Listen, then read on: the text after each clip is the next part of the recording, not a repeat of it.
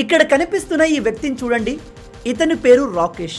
ఇతను ముంబైలోని ఒక బస్తీలో ఉండేవాడు. ఇతనితో కుల వివక్ష ఎక్కువగా జరిగేది. ఇతను ఎక్కడికి వెళ్ళినా, ఏ పని కోసం వెళ్ళినా నీ కులం ఏంటి అని అడిగేవారంట. దాంతో ఇతను ఆ అవమానాన్ని భరించలేక హిందూ మతం వదిలి ముస్లింలోకి కన్వర్ట్ అయ్యాడు. ఎందుకు?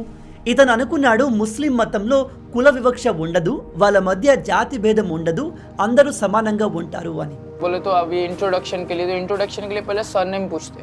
मैं बोला मेरा नाम राकेश है।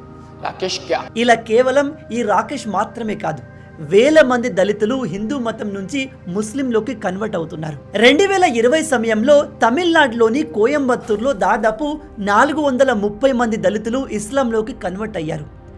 ఇస్లాం మతస్థుల నమ్మకం ప్రకారం ప్రాఫెట్ మొహమ్మద్ గారు తన చివరి ప్రీచింగ్లో ఒక అరబ్ ముస్లిం నాన్ అరబ్ ముస్లిం కంటే ఎక్కువ కాదు, అలాగే నాన్ అరబ్ ముస్లిం కంటే ఎక్కువ